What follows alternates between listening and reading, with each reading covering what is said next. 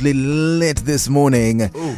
Because we have royalty in studio. Oh, you already know. You already know what it is, man. We have a dude who hasn't been around for about 2 years. Oh yeah, I've been I don't know what I've been on. I've been on my royal journey. You know. And he decided, he has to come back to the motherland and get a few blessings, kick it with a few people, and just come back to the 254. Ladies and gentlemen, we have the iconic King Kanja in studio. Hey, you already know.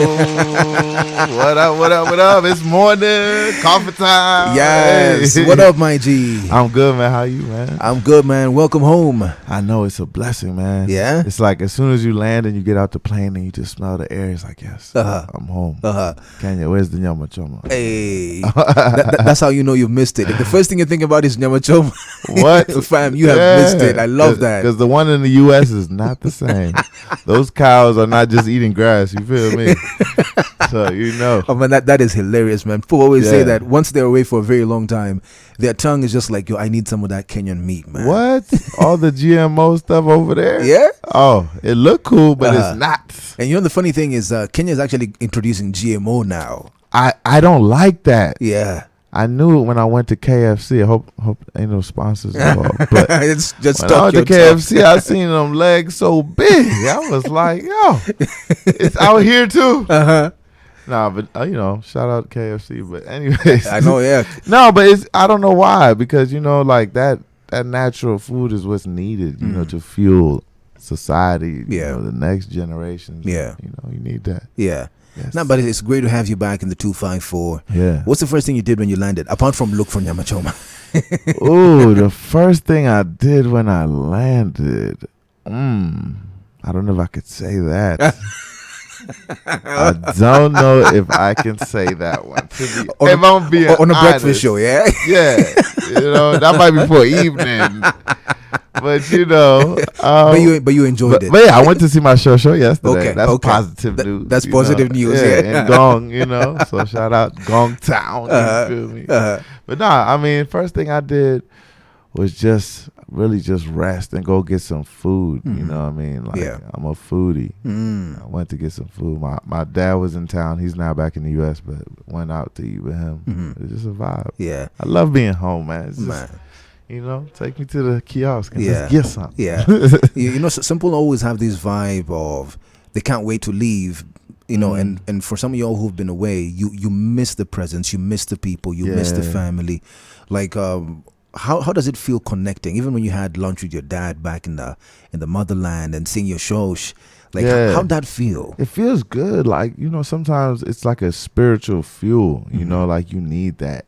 And it's like when I haven't been here in a while, I kind of feel like something's missing, you know what I mean? Yeah. And I'm very deep in the industry on that side, so sometimes you can get lost in that, that world. Yeah. But this kind of brings you back to reality, and you need that. You need that reality check, I'm home, 254. Yeah. You know what I mean? Nah, I love that. Of course, we just played a song because of you. Yeah. And it has a lot of background. We just don't want to play the song and then just move on. Yeah. There's a whole lot of stuff you were telling me off air, and I would love for the nation to know. Tell us a little bit about that song and its Kenyan affiliations as well. Like, I like to make jokes and songs, and big shout out Gigs. He's Kenyan and Houston based, and he's actually the one, fun fact, he's the one who recorded Thames' verse on Essence, one of the biggest Afrobeat records ever.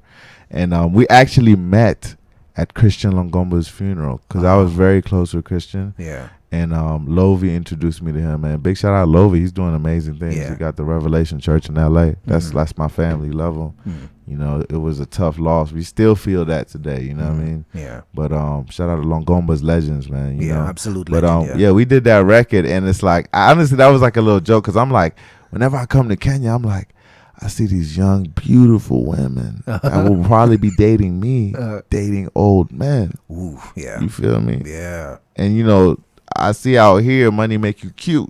You feel me?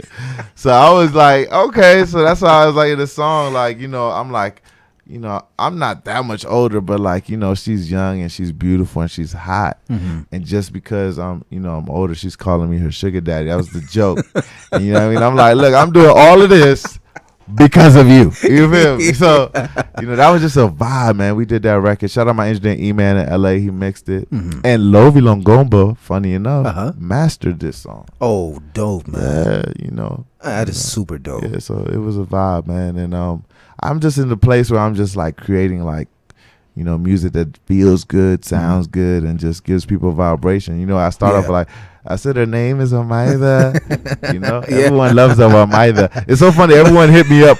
It was like, this song, my girlfriend's name is Omaida. Are you serious? I was like, oh, okay. You picked the right name, man. It sounds very Kenyan. Yeah. It's like when you say there's an Omaida somewhere. Yeah.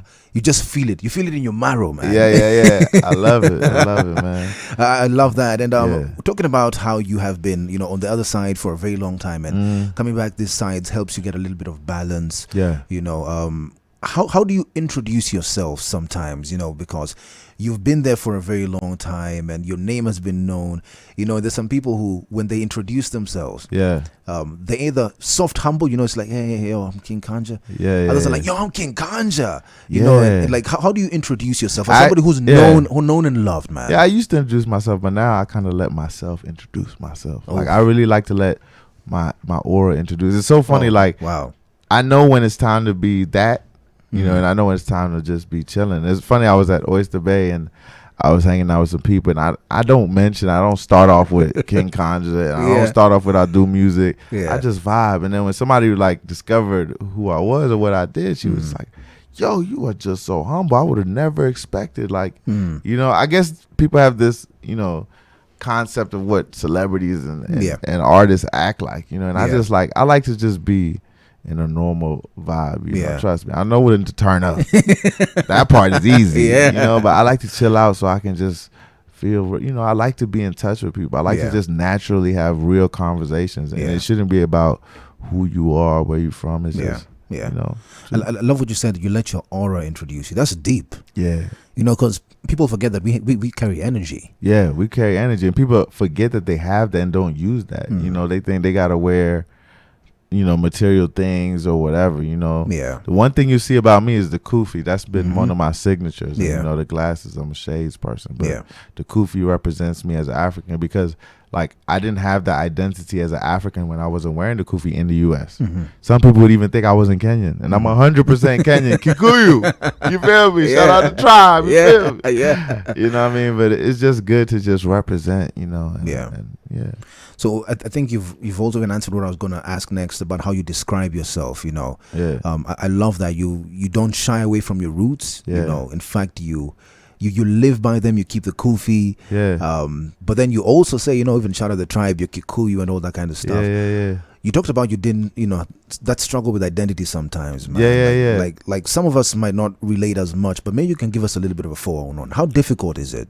Yeah, because sometimes when you're abroad, like, you can kind of forget who you are, and you never want to forget who you are. You know what I mean? You want to always remember, like, I am from Kenya. I represent my culture and my country. And for me, I just like to, even in the U.S., I always have a lot of Kenyans around me. And even when, like, sometimes it's Kenyan gigs, the promoters may not be able to pay me what I usually get paid, I'll still do the shows because I want to show love to Kenya. As much as I do shows with my homies, Bobby V and everybody,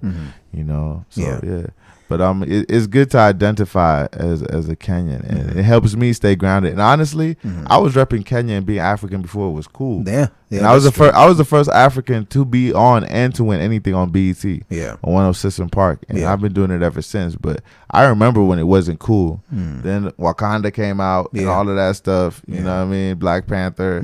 Then and coming to America was always the joke, and then the new one came out. Now it's like Africa's the cool thing. Afro beats is everywhere.